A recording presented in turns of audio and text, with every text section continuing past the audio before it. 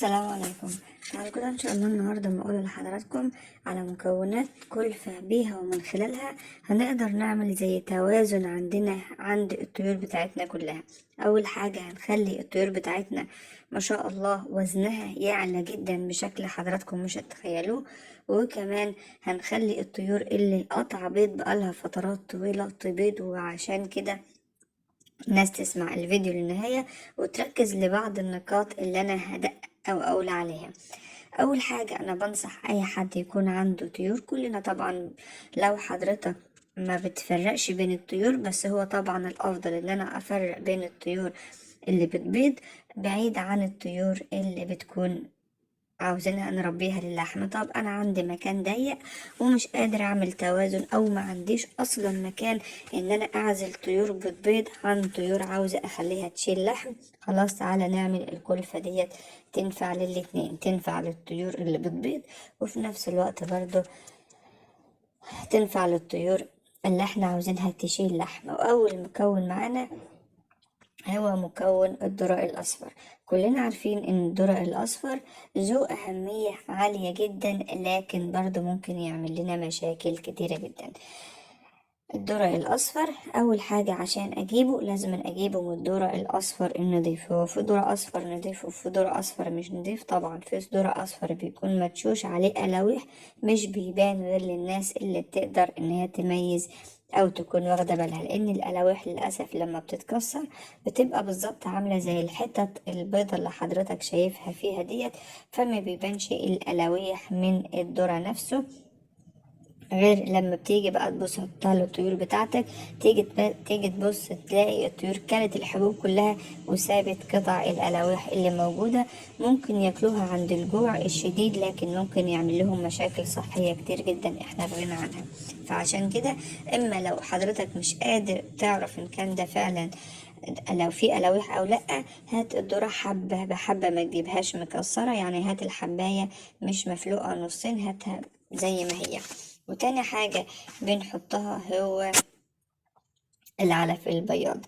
العلف البياض عاوز اقول لكم سلاح ذو حدين، ممكن تجيبه من نضيف ويبقى كويس جدا معاك، وممكن للأسف تجيبه نوعية رديئة يعمل عندك مشاكل جدا في الحمام. لأن للأسف في الوقت الحالي إن بعض الناس أنا شفت ناس كتيرة جدا بيقلبوا على العلف البياض نشارة، ولو اتحط على العلف البياض نشارة دي مصيبة لوحدها ممكن تعمل لنا مشاكل صحية كتير جدا. فعشان كده حاول وانت بتجيب العلف البياض تجيب من حاجات او من ماركات معروفة، يعني من انواع علف تكون معروفة في السوق، مش حاجات مجهولة المصدر. يعني مثلا العلف اللي حضرتك بتجيبه عشان تسمن منه البط وهو لسه صغير، النوعية اللي انت عارفها اللي ماشي عليها، هات نفس اي شركة او اي لما بتيجي بتنتج جميع انواع العلف. بتعمل العلف الناعم، بتعمل العلف الخشن، وكمان بتعمل العلف البياض، وبتعمل كل حاجة بيبقى عندها كل انواع العلف. هات من الناس المعروفة او من الشركات المعروفة. انا اقصد هنا الناس المعروفة، اقصد اسم العلف يكون اسم معروف، ما يكونش اعلاف مثلا مكتوب عليها اي كلام وخلاص، لا، من حاجات انت متعود تجيبها لطيورك وهم صغيرين، فبتلاقي الطيور بتيجي عليها كويس وتكون ضامن المكان، ودي حتة مهمة جدا.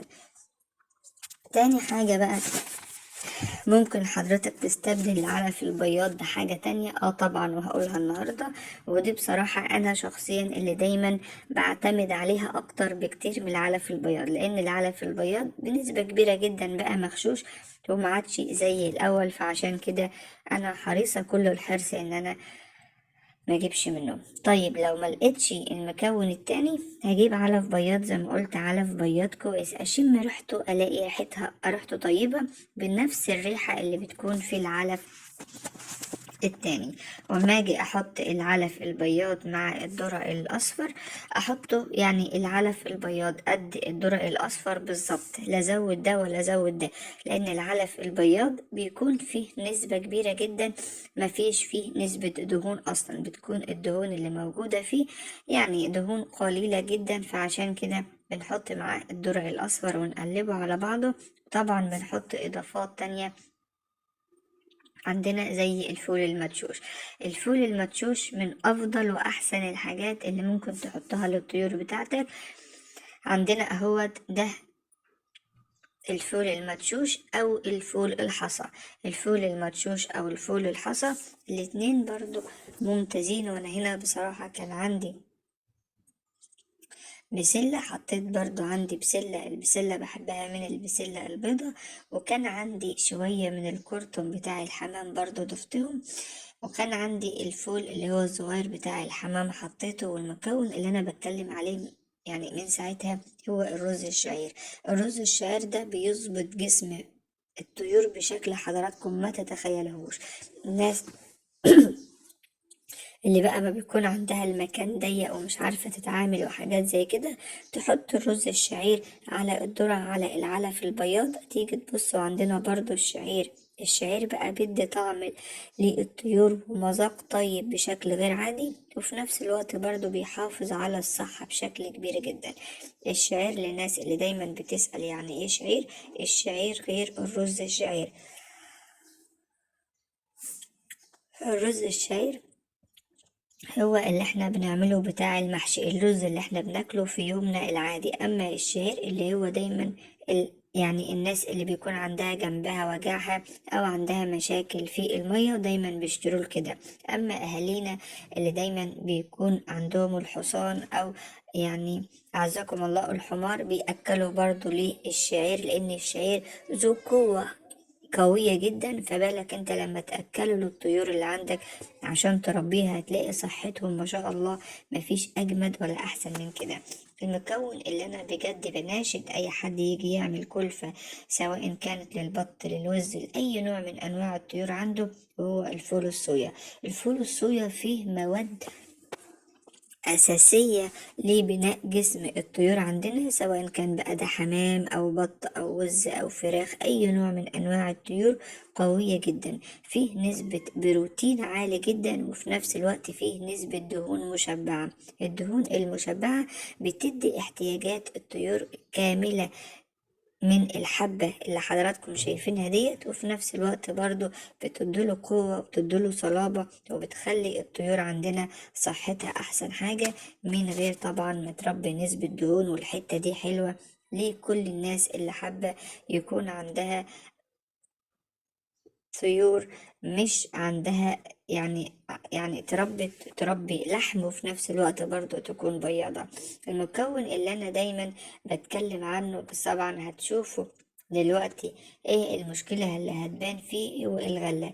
الغلة من افضل انواع الحبوب اللي بجد الناس اللي بتأكل حبوب بيفرق معاها طعم ومذاق. يعني حضرتك لما بتكون بتربي طيور في البيت وبتستحسن أكلها، بتلاقي طعمها مفيش أجمل من كده، لا اللي بتجيبه من المزارع بقى ولا كمان اللي بتجيبه من الأسواق والكلام الفاضي ده. بس هنا الغلة مشكلتها مشكلة كبيرة. الغلة هنا لو دققتم معايا هتلاقوا بعد الحبة عندنا مخرومة. ده معناه أنا بعد ما جبتها بأمانة لقيتها مخرومة، جبتها من حد عندنا لقيتها مخرومة ومش باين عليها اي نوع من انواع السوس ولا الدود. يعني معنى كده ان صاحبها غسلها او حاطط لها نوع من انواع ازالة السموم او ازالة الدود او السوس. فهنا مشكلة. لازم الغلة لو جايبها من عند اي حد واتأكدت ان هي كانت مخرمة زي ما انا شفت كده، ما تحطهاش على بقية الطيور لبقية الطيور بتاعتك. ممكن تاخدها تغسلها وتنشفها كويس جدا طبعا في الحر، وبعد كده عادي ما فيش مشكلة قلبها على الكلفة. لان ممكن الناس اللي انت تكون شاريها من عندهم ممكن للأسف يكونوا حاطين عليها اي نوع من انواع الحاجات اللي ممكن تكون بتموت الدود والسوس، وده طبعا هيأذي الطيور بتاعتنا، فخلي بالكم من الحتة ديت. لو فيها سوس ودود اغسلوها ونشفوها وبعد كده حطوها، بس طبعا ده للمضطر. لكن لو حضرتك هتشتري وما اضطرتش او ما هياش عندك وباظت، لا ما تحطهاش للطيور بتاعتك، يعني حاول تستبعدها تماما من البداية. تعالوا بقى للمكون اللي لازم أن يكون قدام الطيور باستمرار، وهو الصدف. الصدف من الحاجات اللي بتخلي الطيور عندنا ما شاء الله صحتها كويسة وتكر بيض كتير جدا.